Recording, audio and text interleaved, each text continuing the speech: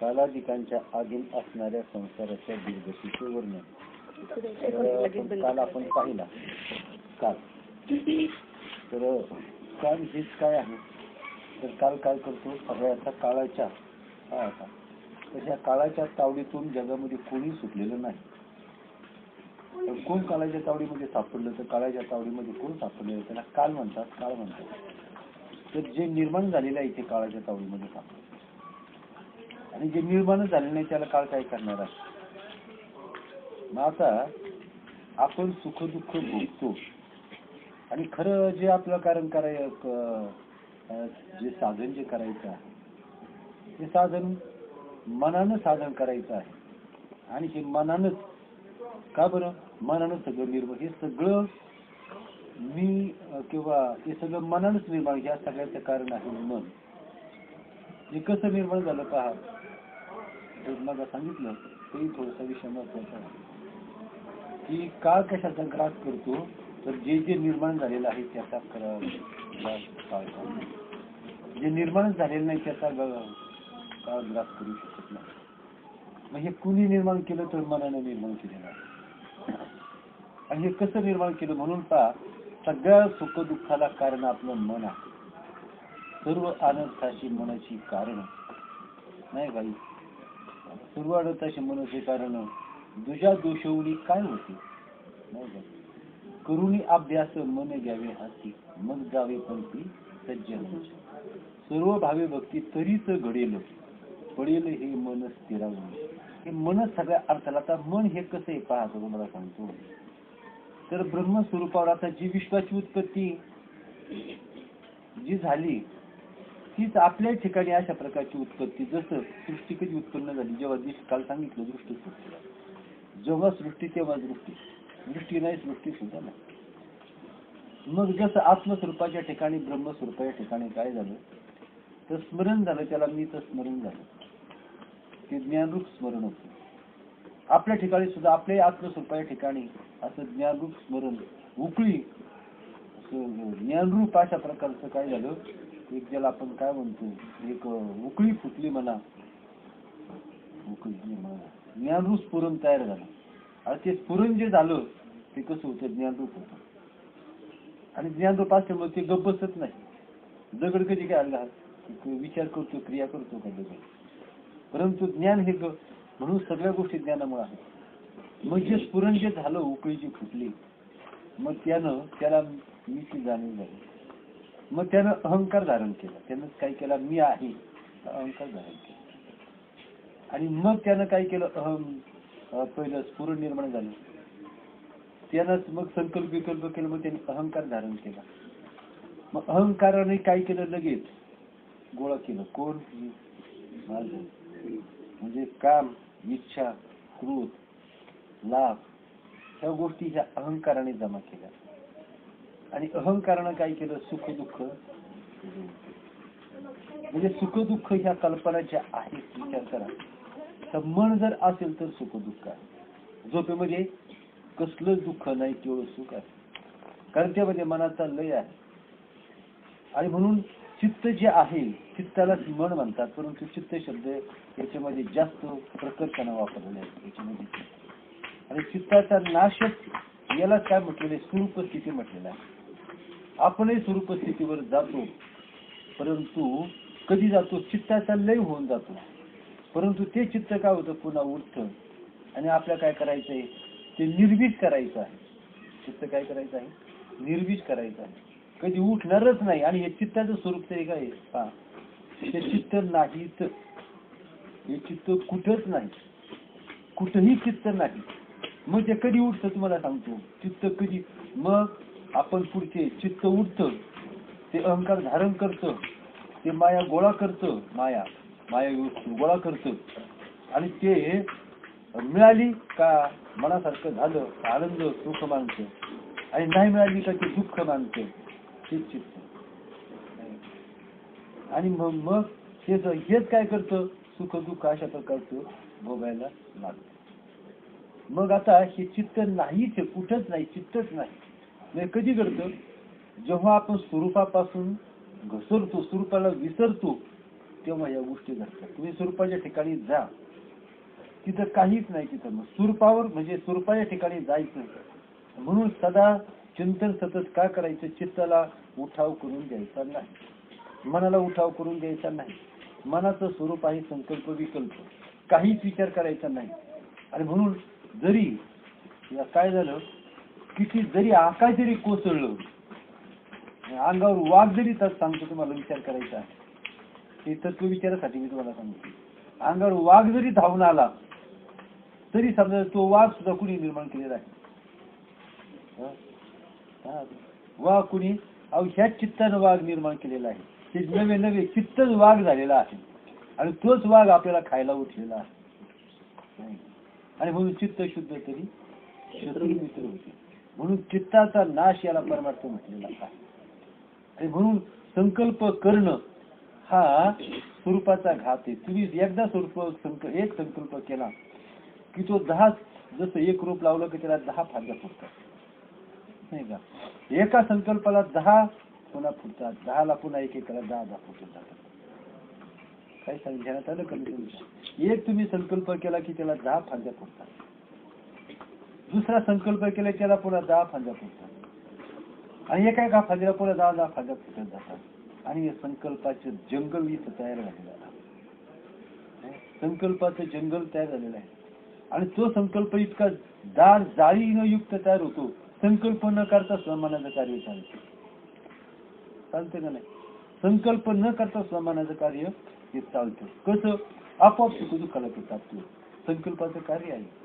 संकल्पानं सुख मिळलेलं जाळं आहे. आणि त्यामुळे काही कारण नसताना मग काय होतं, तर सुख दुःखाचे फटके ते खास सतत सुख दुःखाचे फटके खातात. आणि म्हणून सुखी संतोषानं यावे, दुःखी विषादाना भजावे, हे लाभ लाभ न धरावे मना माझी, इथे विजय पण होईल का सर्वता ध्येय जाईल, हे काहीच पुढील चिंतावे ना. मग चिंतन काय म्हणतो? बाकी किती तुम्ही शास्त्राचं पठण जरी केलं, शास्त्राचा अभ्यास, केवळ शास्त्राचा अभ्यास करणारा हा काय आहे, शास्त्राच्या नाही का पोथ्या वाहणारा हा बैल. केवळ शास्त्राभ्यास करणारा हा शास्त्रांची पोथी वाहणारा बैल आहे. शास्त्राचा विचार करायचा आहे, नुसतं व्हायचं नाही. म्हणून काय सांगितलं आहे, तर त्याला काय परमार्थ कशाला म्हणतात, तर वृत्तीवरच न येणं, प्रयत्न करणं, हे सगळं तुम्हाला कळणं मिथ्या आहे. तुम्ही थोडं जरी सत्यत्व जरा याला काहीच म्हणून काय, पहिली गोष्ट आहे आपले आपण करावं, आपला आपण उद्धार पाहिला करून. तोपर्यंत चित्ताला शांतता मिळणार नाही. अखंड अभ्यास करायचा आहे. चित्त कोणताही चित्ताला जर अंकुर जर फुटला, आता तुम्हाला सांगतो काय आहे, आपला बोध कसा पाहिजे. बोध आज आपल्याला खायला मिळत नाही, आज आपण भयंकर दुःखात आहोत, भयंकर कष्टात आहोत. हृदयातील भगवंत राहिला हृदयात उपवाशी, त्याला खायला द्यायचंय, त्याला विवेकाचं वैराग्याचं प्रबळ खायला द्यायचंय, रात्रंदिवस त्याला खायला द्यायचंय. हा ज्ञानाचा जेव्हा कधी बाळून द्यायचा नाही, याच्याकरता अखंड विचार करायचा आहे. परंतु चक्र महाराजांनी सांगितलं होतं, तुम्हाला कळत नाही. आणि म्हणून कुणाकडून तरी हे शास्त्र समजून घ्यावं लागतं. स्वात मनोमार्ग गेला तो तिथेच मुकला. घात होतो नाही जर शास्त्र समजून घेतलं. घात झाल्याशिवाय राहत नाही. आणि आपल्याला शास्त्र कळत नाही. आपल्या कळल्यासारखं शब्दार्थ म्हणजे शास्त्र नव्हे, नाही का? शब्दार्थाची किती जरी समजा आपण गाड्या भरल्या तरी नाही. आणि म्हणून सतत चिंतन कशाला म्हणायचं, संकल्प तुका म्हणे मग वृत्तीवर न येणं. संकल्प हे जगामध्ये चित्तच नाही. पहिली गोष्ट मी काय सांगतो, हे चित्त कुठेही नाही. वारा उठला की समुद्रात लाटा निर्माण होतात, नाही का? वारा उठला की समुद्रात लाटा निर्माण होतात. मग तशा प्रकारे चित्त काय होतं, काहीतरी विचारानं चित्त स्वरूपात तुम्ही हे करू नका, काही विचार करू नका. काही विचार न करणे यालाच माहिती परमार्थ.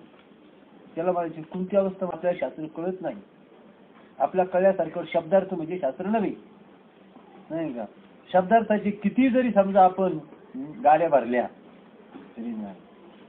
आणि म्हणून सतत चिंतन कशाला म्हणायचं, संकल्प तुका म्हणे मग वृत्तीवर न येणं. संकल्प हे जगामध्ये चित्तच नाही. पहिली गोष्ट मी काय सांगतो, हे चित्त कुठेही नाही. वारा उठला की समुद्रात लाटा निर्माण होतात, नाही का? वारा उठला की समुद्रात लाटा निर्माण होतात. मग तशा प्रकारे चित्त काय होतं, काहीतरी विचारानं चित्त स्वरूपात तुम्ही हे करू नका, काही विचार करू नका. काही विचार न करणे यालाच माहिती परमार्थ.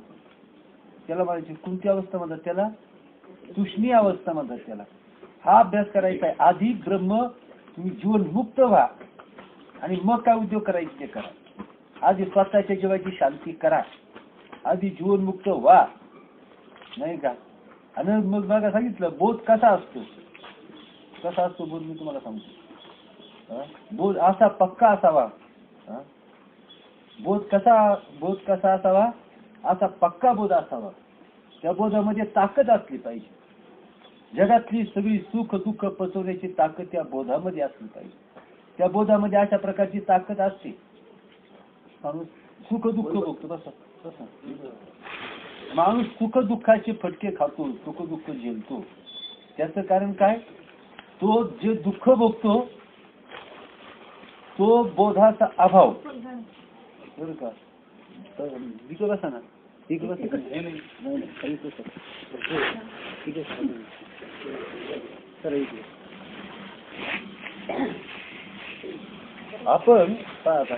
आपण जे दुःख जे भोगतो, तर दुःख जे भोगतो, आता विचार करा, दुःख जे भोगतो तर तो म्हणजे दुःखाचा अभाव. लक्षात आलं का?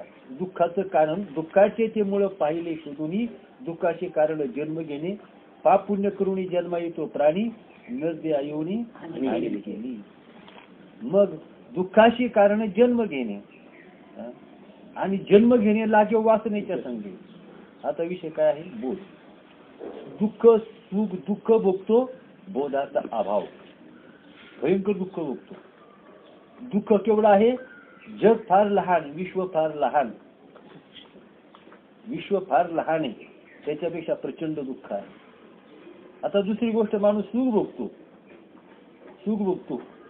आता हे सुख का भोगतो, सुद्धा बोधाचा अभाव म्हणून सुख भोगतो.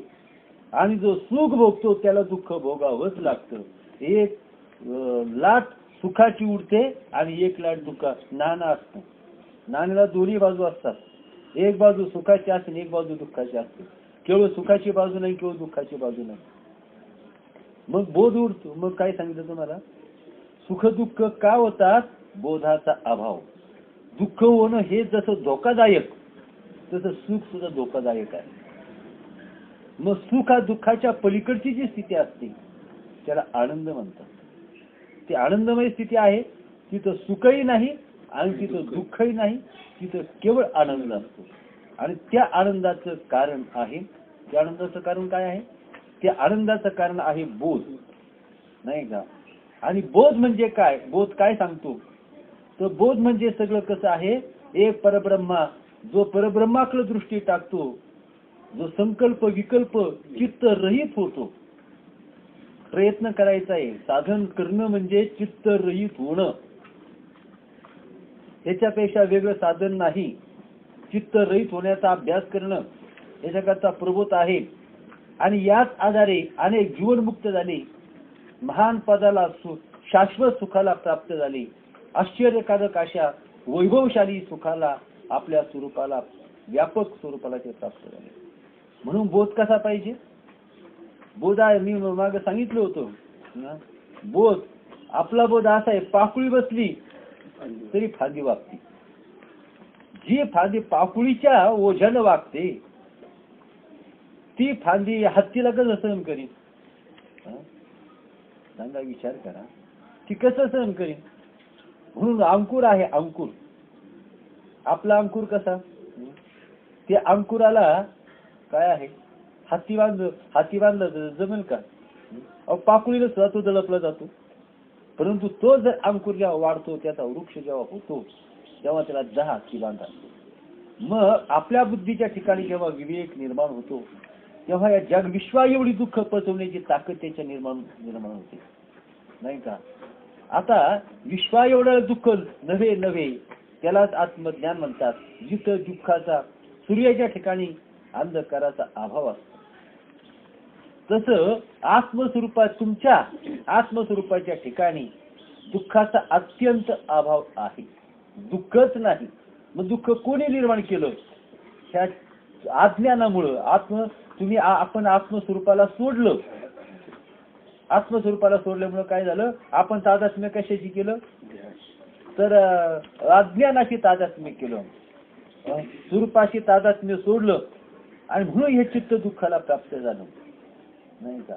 जर स्वरूपाशी तादात्म्य केलेलं आहे आणि तो दुःख भोगत आहे, असं कदा कल्पांती घडून येणार नाही का? असं कल्पांती घडून येणार. सूर्याजवळ असा अंधकार कधीच आढळणार नाही. तसं जो आत्मस्वरूपाच्या ठिकाणी गेलेला आहे, म्हणून आता तुम्ही जर ज्ञानाच्या सप्तभूमिका जर वाचल्या, बरं का, ज्ञानाच्या सप्तभूमिका जर वाचल्या तर तुमच्या लक्षामध्ये येईल काय? बोध, आत्मज्ञान, दृढ आत्मज्ञान, नाही का? जीवनमुक्त स्थितीनंतर सुद्धा अभ्यास साधन करावं लागतं, अभ्यास करावा लागतो. 5वा खंड संपला, पुढे संपला 5वा खंड. तर श्री वशिष्ठाने बरोबर रामचंद्राला आत्मज्ञानाचा उपदेश केला. चुडालेनं सुद्धा त्या शिखिध्वज राजाला आत्मज्ञानाचा उपदेश केला. तो जीवनमुक्त झाला आणि जीवनमुक्त झाल्यानंतर पुन्हा एक दुसऱ्या सत्रामध्ये तिनं परिपूर्ण आत्मज्ञान त्याच्यावर ठसवलं, नाही का? आत्मज्ञान, अजून आत्मज्ञानाचा दिवा, सूर्य तर नाही, दिवा सुद्धा लागला नाही अजून आत्मज्ञानाचा. आपण दुःख विवर्जित झालो, अज्ञान विवर्जित झालो की मनुष्य सुखाला प्राप्त होतो. निरतिशय सुखाला कधी प्राप्त होतो? दृढबोधाशिवाय ह्या जगामध्ये निरती सुखाला कोणी प्राप्त. आणि आपण आत्मज्ञानाच्या प्राप्तीकरता मनुष्य जन्माला आलो आहोत. आत्मज्ञानाच्या प्राप्तीकरता मनुष्य जन्माला आलो आहोत. आणि आत्मज्ञान, तिथं आत्मज्ञान निर्माण झालं का तो सूर्य आहे, तो ज्ञान सूर्य आहे. तो ज्ञान सूर्य प्रगट झाला की आपोआप चिरशांती माणसाला प्राप्त होते. आणि म्हणून जगातलं सगळं काही टाकून आधी जीवनमुक्त होण्याचा प्रयत्न करा, आधी आत्मसंपन्न होण्याचा प्रयत्न करा. आणि विचारानं, विवेकानं, अज्ञानाचे ढग इथं आकाशामध्ये उठत असतात. चिदाकाशामध्ये, चिदाकाशामध्ये काय होतं? अज्ञानाचे. आता अज्ञान म्हणजे काय? तुम्ही ब्रह्मच आहात. तुमच्या ठिकाणी हृदयामध्ये तो परमात्मा ओतप्रोत भरलेला आहे, आनंदघर परमात्मा. परंतु त्याची आणि आपली काय झाली? त्याला आपण वंचित झालो. तो आनंदघर परमात्मा आहे, त्याला आपण वंचित झालो. आणि जसं लहान मूल, बालक, 4 वर्षाचं बालक आईला पारखं झालं, आईपासून दूर गेलं, आईला म्हणजे आईची त्याची ताटं दूर झाली की ते दुःख भोगतो. त्याला दुःखच भोग, त्याचंच नाव दुःख आहे. त्याचं नाव दुःख काय? किंबहुना सोये जीव आत्मयाची लाहे, तेच जे काही होये त्या नाव सुख.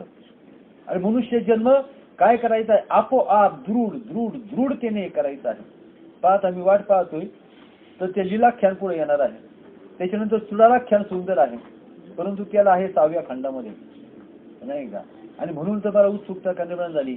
ते आख्यान तुमच्या कानावरून गेल्यानंतर ज्ञान कशाला म्हणतात, जग कशाला म्हणतात, दुःखाचं कारण काय आणि सुखाचा मार्ग कोणता आणि साधन काय आणि कसं करावं. माणूस भ्रमाने, हे कीर्तन प्रवचन हा सुद्धा भ्रमच आहे. ज्ञान हा सुद्धा भ्रमच आहे.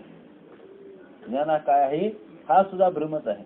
जोपर्यंत सत्य ज्ञानाच्या अंतःकरणामध्ये व्यापक रूपाने ते ज्ञान सगळं ज्याला महाकाश म्हणतो, चिदाकाश महाकाश, ज्ञानावर भरून जात नाही.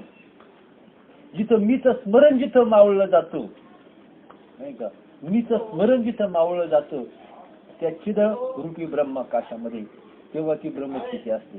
आणि ती जरी प्राप्त झाली तरी दृढ. तुम्हाला माहिती आहे का, ते रोड आहेत, डांबरी रोड करताना रोलर फिरवतात. आपल्या गावाकडे काय करतात? घर चोपतात, भुई घालताना माहिती आहे तुम्हाला, सारखं रात्रंदिवस चोपावं लागतं त्याच्यावर. आणि ते इतकं होतं ना, पक्क होतं, चोपावं लागतं, रात्रंदिवस चोपावं लागतं. तिथं कसं करून चालत नाही. खळं लावताना बैल, खळं लागलं कधी समजायचं? खन खन असा नालांचा बैलाचा आवाज, नख्यांचा आवाज येऊ लागला की खळं लागलं. तसं आपल्या इथं ज्ञान, त्या प्रबोधाचा आवाज येऊ लागला की समजायचं आपलंही खळं लागलं. मग चित्त टिकलं पाहिजे. किती वेळा सांगावं? परमेश्वरानं मनुष्याचा जन्म जो दिला, मनुष्याचं आयुष्य जे दिलं, ते आत्मज्ञानाच्या प्राप्तीकरता कोटी जन्मातून नाही का. आज आपण मनुष्य देहाला प्राप्त झालो, परंतु इथं ती भव नदी आहे, त्या भव नदीमध्ये एक नाही, दोन नाही, शेकडो नाही, हजारो नाही, लाखो भोवरे आहेत. आणि तेच माणसाला काय करतात, गरगर गरगर खेळत त्या भोवऱ्यात साप. हरणाला जर माहित असतं हे मृग जळ आहे, हरणाला जर माहित असतं का हे जळ नाही हा, तर फसलं असतं का. उग्र फोडेपर्यंत ते काय होतं, तो प्रकाशच होता, पण तो प्रकाश झाकला गेला आणि त्याला जळ दिसायला लागलं. तसं हे ब्रह्मच आहे, तो ब्रह्म झाकलं गेलं आणि आपल्याला आशा मोह माया त्या दिसायला लागल्या. हे जळ हेच आशा मोह माया आहेत. ते कशावर दिसतात, तर ब्रह्मस्वरूपावर दिसतात. कोणाच्या, तुमच्या स्वतःच्या महान शक्तिमान अशा ब्रह्मस्वरूपावर दिसतात. आपण परमार्थ करतो, परंतु ब्रह्मस्वरूपाचं पाठ करून आपण परमार्थ करतो. जे करायचे ते करत नाही, नको ते करतो, म्हणून गाठ कधीच पडत नाही. म्हणून संतांचे अवतार झाले, कुठेतरी घासावी लागते, समजून घ्यावं लागतं. नाहीतर दिशाभूल होऊन आत्मघात झाल्याशिवाय आयुष्य वाया जाईल, पदरात काही पडणार नाही का. म्हणून नव्हतं सावध चित्त. तो हनुमान गेला होता ना, काय आणायला, संजीवनी आणायला गेला होता. आणि तिथं त्यांनी भेटलं की आता हनुमानं जर लक्ष्मणाला जर संजीवनी दिली, लक्ष्मण जिवंत होईल, मग राक्षसांचा पराभव अटळ आहे. मग त्याने काय केलं, देवाचं रूप घेतलं, संतांचं रूप घेतलं आणि तिथं रामायण सुरू केलं. कोण होता तो, राक्षस होता. त्याने तिथं रामायण सांगायला सुरुवात केली. हनुमंताने ओळखलं, हेच ओळखा, हा राक्षस आहे आणि हे याचं कपट कारस्थान आहे, हे नाटक आहे, हे सत्य नाही. ही माया माणसाला बोलवती. विष्णुदास विनवी नामा, तुला काय भुलू नका भव कामा. ही माया कशी फसवील, मायेचं कामाच्या स्वरूपापर्यंत जाऊ न देणं अविद्या, स्वरूपापर्यंत जाऊ न देणं अविद्येचं काम आहे. म्हणून याची बोधाची गरज आहे. बोध, विवेकाच्या साह्यानं हा बोध निर्माण होतो. विवेकाच्या साह्यानं याच्याकरता रात्रंदिवस खल करावा लागतो, बुद्धी घासावी लागते, आत्मतत्वाचा शोध घ्यावा लागतो.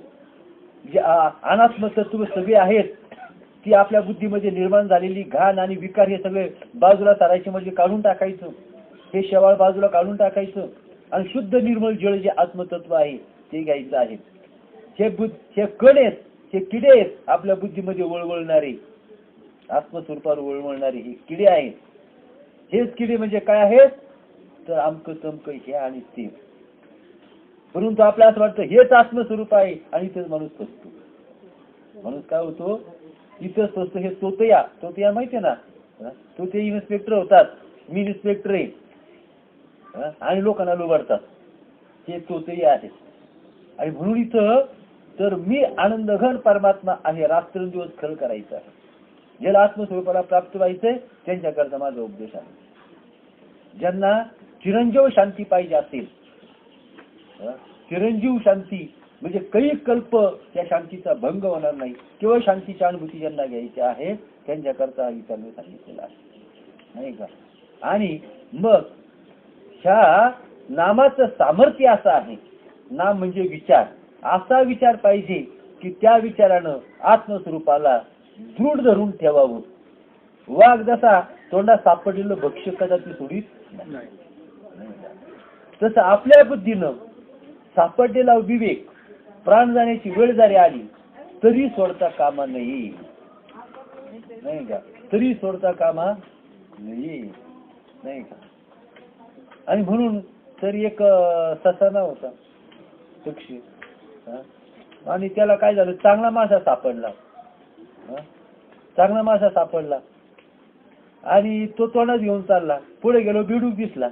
त्याने विचार केला का आपण हा बिडूक, मासा तर मारेलाच आहे, तो बिडूक पण घेऊ, नाही का. बिडूक पकडायला तोंड उघडलं तर मासा पडला खाली. मासा सरकट पाण्यात पिऊन गेला, बेडकरी उडी मारली, हात गेली, नाही का. हपापाचा मान गप्पा. म्हणून सूक्ष्म विचार कर, मी आत्मस्वरूप आहे, आत्मस्वरूपाला, आत्मविवेकाला निरंतर, यालाच म्हणायचं ते हे आत्मप्रमाणित नवी त्याची करून ठाण जीवी. इंद्रियाचे चुरून जीवित आहे अशीच पाहावी. मनाला बुद्धीला चुरून या आत्मसुखाचं भोजन करायचं आहे. काय सांगितलं गेलं का? मन बुद्धी इंद्रियांना चोरून आत्मसुखाचं भोजन घ्यायचं आहे. कुणालाही जमतं. फक्त त्याने काय करायचं तर फक्त थोडासा तंत्राचा अवलंब, त्याने मोह टाकला काही भोजन कुणालाही करता येतं. कुणालाही करता येतं. पाप्याला सुद्धा करता येतं, मूर्खाला सुद्धा करता येतं, दुष्टाला सुद्धा करता येतं. फक्त त्याने थोडसा तंत्राचा अवलंब केला की कृत्य झालं इच्छा केली नाही. ते जन्मा आलो त्याची आज फळ झाले साची. किती कृतार्थतेचे उद्गार आहे. आणि ते उद्गार आपल्या एक म्हणजे एक मला आत्मचिंतन हाच उपाय, अखंड आत्मचिंतन एक म्हणून काय सांगितलं, काय सुरुवात जन्मा आलो त्याची आज फळ झाले साची. तुम्ही सांभाळले संती. कशामुळे झालं हे? कशामुळे झालं हे? कशामुळे झालं तुम्हाला सांगतो. श्रद्धा आणि विश्वास असेल नाही का तरच भगवंताची कृपा आहे, त्या परमेश्वराची कृपा आहे. त्या सद्गुरूच्या ठिकाणी जर विश्वास नसेल, श्रद्धा नसेल, कोटी जन्म जरी आपण परमार्थ केला तरी हाताला एवढं सुद्धा बोध प्राप्त होणार. नितांत विश्वास, नितांत श्रद्धा, नितांत श्रद्धा. किती श्रद्धा? आपल्या जीवावर आपलं जेवढं प्रेम आहे त्याच्या पार, त्याच्या पलीकडचं प्रेम श्री गुरूंच्या चरणावर करावं लागतं. मग तेव्हा ईश्वराची कृपा होते आणि ते त्याला श्री गुरु काय करत नाही. आणि त्यांना आपल्या विश्वासाची त्यांना गरज नाही. त्यांना नाही गरज, आपल्या सेवेची गरज नाही, आपल्या विश्वासाची गरज नाही. आपण त्यासाठी त्यांना गरज नाही, परंतु आपल्याच कृपेसाठी हे करणं गरजेचं आहे. कारण त्याशिवाय ईश्वरी कृपा होत नाही. हे तंत्र आहे नाही का. त्यांना सेवा केली, त्यांना 10-5 रुपये दिले, त्यांचे हातपाय दाबले, त्यांना त्याची आवते इतकं जो भगवंत त्यांच्या हृदयामध्ये रात्रंदिवस खेळत असतो, जो भगवंत त्यांच्या अखंड त्यांच्या जवळ असतो. ज्यांनी ह्या विश्वा एवढं आत्मतत्व त्यांनी कशाची इच्छा करणार आहेत ते तर निरीच्छा असतात, परंतु जगाच्या कल्याणाकरता ते झटत असतात. आणि आपल्याच कल्याणाकरता त्यांची सेवा करायची, आपल्याकरता नाही. आणि नितांत विश्वास, दृढ विश्वास, संप्रदाय आणि संत आणि श्री गुरु यांच्यावर ते सर्वस्व, त्यांचा शब्द हीच आज्ञा, त्यांचा शब्द हाच हेच जगणं, हे आत्मज्ञानाचं प्रमुख लक्षण आणि साधन आहे. आणि इथं जर समजा थोडीशी फट जर राहिली, किती एका केसा एवढी फट राहिली, हजारो केसा एवढी फट हजारो जन्म घ्यावे लागतील. केसा एवढी फट जर राहिली ती काय करेल, हजारो जन्म घ्यावे लागतील. मी सांगितलं शास्त्राच्या पोथ्या बैलाच्या पाठीवर वाहून त्याला बैलच पाहावं लागेल, बैलच पाहावं लागेल. म्हणून सेवा तिथं, कारण सेवा म्हणजे काय, फक्त आपला अज्ञान घालवणं हीच खरी सेवा आहे. त्यांना गरज नाही. त्यांना असं वाटतं तुम्ही कृतार्थ व्हा, तुम्ही आज बुद्धीतलं अज्ञान घालवा. त्यांना काही गरज नाही. त्यांना असं वाटतं तुम्ही तुमच्या बुद्धीतलं अज्ञान घालवा आणि तुम्ही तुमच्या स्वरूपाला प्राप्त घ्या. त्यांची एवढी एकच इच्छा असते, दुसरी इच्छा त्यांना नाही. त्यांना काही मिळवायचं नाही, त्यांना मानमोठेपण मिळवायचं नाही, त्यांना कोणाची सेवेची गरज नाही. ते फक्त एकच जाणतात की जीवाला कृतार्थ व्हावं. आणि मग तो नाही का अगदी याच्या इस्त्रीच्या घड्यावाला कधी स्वरूपाला प्राप्त होऊ शकत नाही. म्हणून शब्द ब्रह्मे हुशी आगळा, मनसीने रिहे कळी काळा, तर बोधे विल सुख सोहळा, आहे तो जेवाळा वेगळाची. नाही का हे तंत्र तुका म्हणे किल्ल्या त्या संत हाती दिल्या. शास्त्र वाचून जर ब्रह्मज्ञान झालं जर असतं तर आज जगामध्ये आज थप्प्याची थप्प्या लागल्या असत्या ब्रह्मज्ञानवाल्यांच्या, नाही का. मग राजाला सुखी माणसा साजरा पाहिजे होता. एका राजाला सुखी माणसा साजरा पाहिजे होता. अख्ख्या राज्यामध्ये शोध घेतला नाही का. तर त्या शिपायांनी, राजाच्या शिपायांनी सगळ्यांनी असा सुखी मनुष्य कोणी जगामध्ये शोध घेतला, परंतु ते तंत्रनं घ्यायचे. हा सुख खरंच आहे का नाही, काही त्यांनी काही अशा टेस्ट केल्या होत्या तयार. त्या टेस्टच्या आधारे हा सुखी आहे का नाही पाहायचं. त्यांना एकही मनुष्य सुखी सापडलं नाही. रात्रंदिवस फिरत होते. एकदा भल्या थंडीमध्ये, एका पहाटेच्या थंडीमध्ये त्याचा शोध घेत होते. त्या ठिकाणी एक भल्या पहाटे थंडीच्या वेळेला एक माणूस लाकूड कापत होता, मोठमोठ्याने गात होता. भयंकर थंडी होती आणि अशा भयंकर थंडीमध्ये तो लाकूड तोडण्याचं, लाकूड कापण्याचं काम करीत होता आणि आनंदानं गात होता. राजसेवकांना आनंद झाला की म्हणे एवढी थंडी, लोक चार गोधड्या घेऊन झोपलेले आहेत आणि हा बिचार रात्रदिवस कष्ट करतो, याला किती दुःख असलं पाहिजे. पण दुःख जर म्हणत आनंदानं गात आहे, याच्यावर मग त्याला विचारू नाही का, काय म्हणे तो तू एवढा आनंदी कसा. त्याला काय विचारलं, तू एवढा आनंदी कसा. म्हटलं मला दुःख करायला वेळच नाही का, दुःख करायला मला वेळ नाही का. म्हणजे एक तर पाठीशी पोट लागलेला आहे आणि तो आनंद मला सोडत नाही आणि मग दुःख मी करूच कधी. म्हटला मला वाईट वाटतं, मी तुम्हाला दुःख देऊ शकत नाही. शेवटी काय म्हटला, पण हे म्हणजे खरंच म्हणजे त्याचं ते त्याची चर्या, त्याचं हास्य, त्याचा आनंद, त्याचं जीवन पाहून ते राजसेवक तृप्त आले. म्हटले आपल्याला नाही का खरा आनंदी माणूस आज आपल्या अख्ख्या आपण जगात शोध घेतला, एकही सापडला पण हा मिळाला नाही का. त्याला जाणवलं, 100% खात्री झाली, निश्चित झाली, शिक्कामोर्तब झालं की हा सुखी मनुष्य आहे. त्याला म्हटलं एक असं कर, तुझा सदरा मला दे. तो म्हटलं मला सदराच नाही. काय नाही, मला सदराच नाही. राजाला सुखी माणसाला सदरा पाहिजे होता आणि म्हणून सुख जगात मिळतं का, निश्चित मिळतं. दुःख रहित सुख मिळतं, परंतु त्याला काय करावं लागतं, भगवंताला शरण त्याला जावं लागतं नाही का. कारण तो सुखाचा सागर म्हणजे परमात्मा आहे आणि जग म्हणजे दुःखाचा आगरच आहे. काय आहे, दुःखाचा आगर जग आहे. आणि म्हणून जगाला सोडून, जगातलं पाठ करून त्या भगवंताचा आपण जायचा. कोटी जन्माचं कल्याण. कोणाचा घात केला, श्रीपाद बाबाने कोणाचा घात केला. अहो ते तुम्हाला सांगतो, ते ज्याचा घात करायला जातील ते घात करचाल, ते ज्याचा घात करायला जातील त्याला तो परमपदावर आरूढ. ते अत्यंत कृष्ण कोपोडी ज्याशी मारी तो पावे ब्रह्म साक्षात्कारी.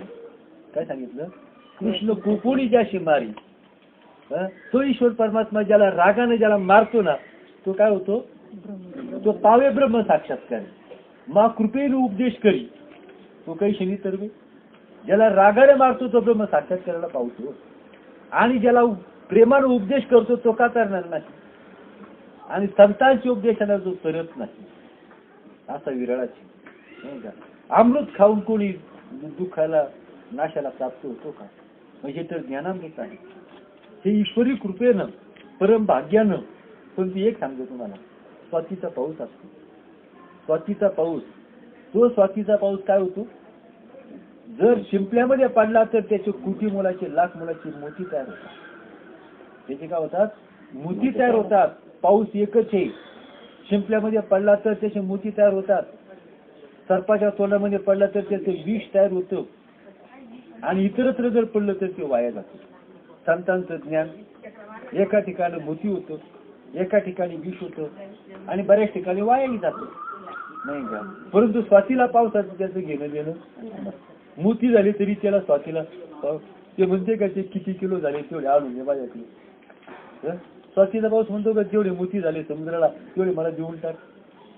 सर्पाला म्हणत नाही. पण संत दयाघन असतात. स्वातीच्या पावसासारखे ते हे नसतात, अलिप्तही नसतात. ते दयाघन असतात.